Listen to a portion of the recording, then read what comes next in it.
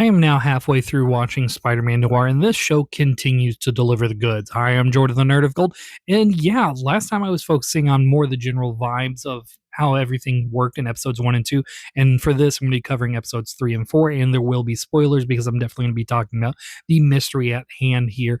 And I really like how this show is developing. Last time I mentioned how I really like the pacing, and the pacing continues to be good throughout this. We are getting some good character development on every one of our main players.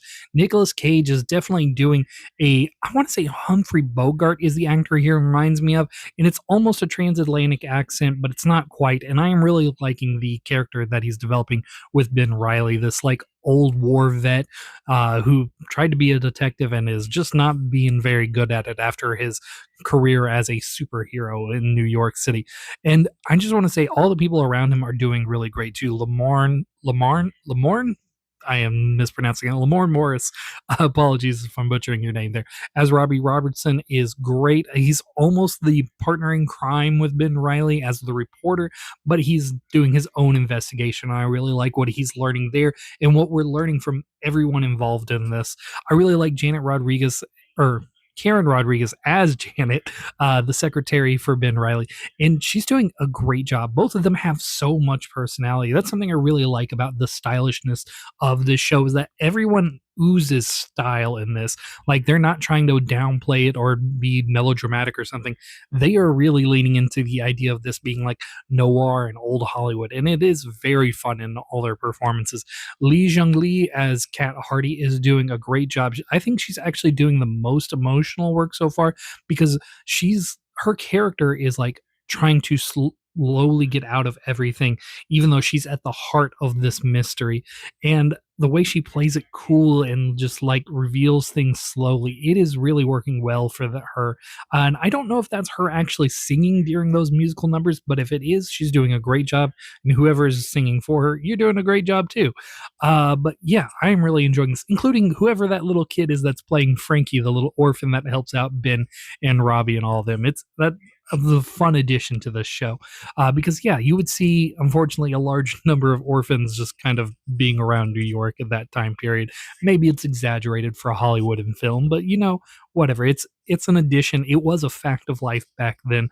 I also think it was funny how they mentioned the temperance movement's prohibition because yeah, that was a big deal back then, but we don't really focus as much on that anymore. I remember it being a brief part of history class when I was growing up. But yeah, this show continues to deliver the goods on that front.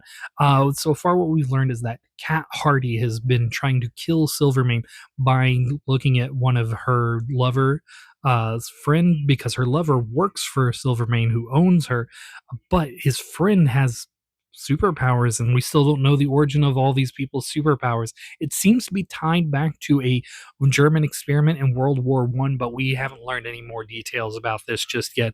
And I, at the moment, don't have any guesses on who that's going to be. And I think it's interesting how they had like closed one chapter of the mystery because I'm kind of jumping around here. But yeah, they closed one chapter of the mystery and then continued forward with the more political angle now that we know some of how this world is set up and how Ben Riley plays a bigger role in it because he's good at his job at being a detective and playing people off each other, learning to read between the lines. And yeah, I'm really enjoying this show so far. I don't know, again, like the last time, I wasn't sure if there were any real negatives in the first two episodes. I think they did a really good job of establishing all the characters, the major mysteries that we need to be aware of, and the status quo of the world itself. And this one just continues to deepen everything on that front. And yeah, I don't really have any notes of at this moment. I'm really looking forward to catching up on this. I don't think I'm going to finish the show, unfortunately, tonight because my day just did not go as I initially had hoped.